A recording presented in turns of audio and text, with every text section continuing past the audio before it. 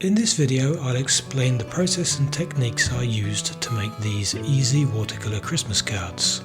Making cards like this is a lot of fun, and I think it adds a personal touch that's always appreciated by the people you share them with. So I wanted to show you some quick and simple ways to make your own cards with watercolors. All of these designs are easy to reproduce and quick to paint. And if you want to copy my designs, you can download these sketch templates for all these paintings by following the link below this video.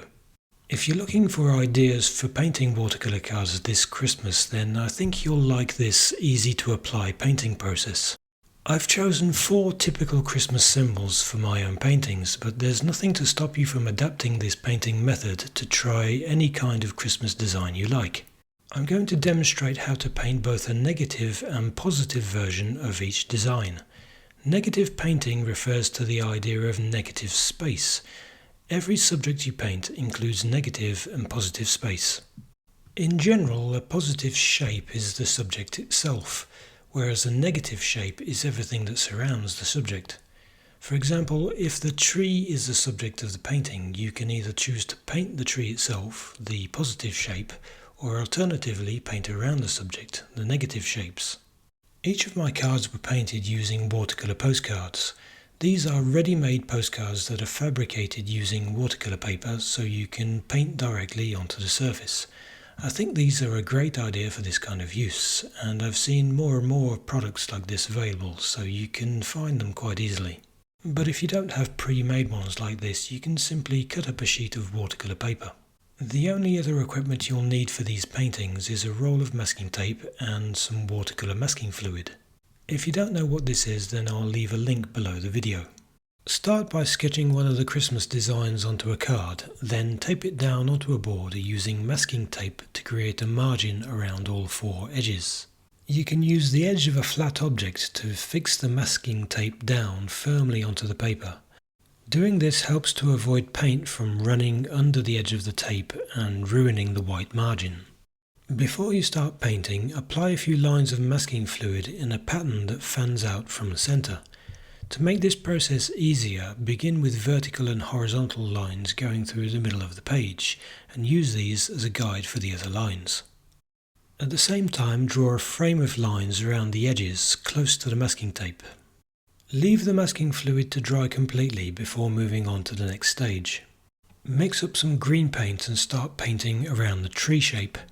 This first painting is the negative version, so we start by leaving the tree untouched and apply paint to the negative background shape. When you're finished, and while the first layer of paint is still wet, add some darker colour to the outer edges of the card. Adding wet brush marks to a wet surface helps the colour pigments to fuse and blend together. This is a painting technique known as wet in wet. The overall effect is to create a gradient of colour from dark to light, which adds some variation and interest rather than simply painting a uniform colour.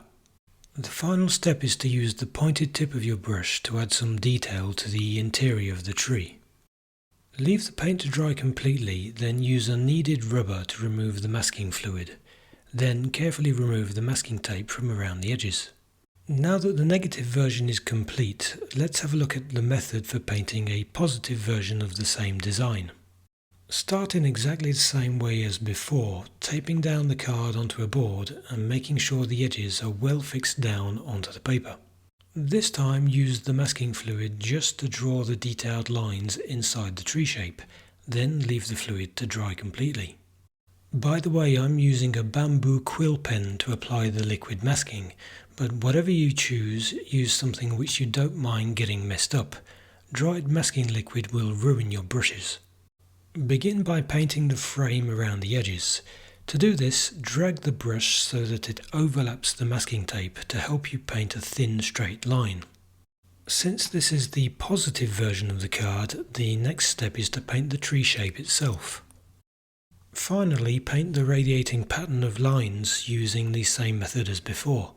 Start with the horizontal and vertical lines running through the middle of the page, then you can add the diagonals going into the corners, and use the first lines as a guide for the other brush marks fanning out from the centre.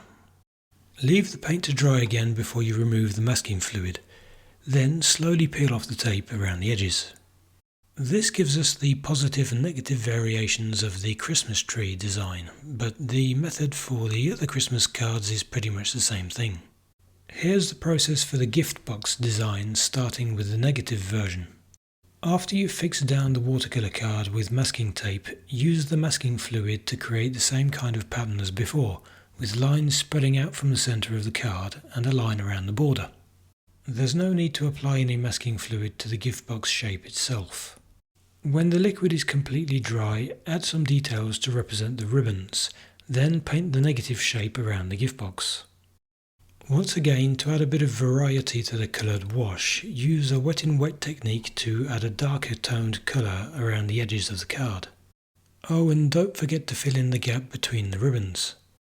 Leave the paint to dry, then remove the masking fluid and the tape. And that's all there is to it. Moving on to the positive variant of this design, this time use the masking liquid to cover the ribbons in the middle of the gift box. Add a coloured frame to the card using the masking tape as a guide and letting your brush strokes overlap slightly onto the paper. When this is done, you can paint the positive shape of the gift box itself.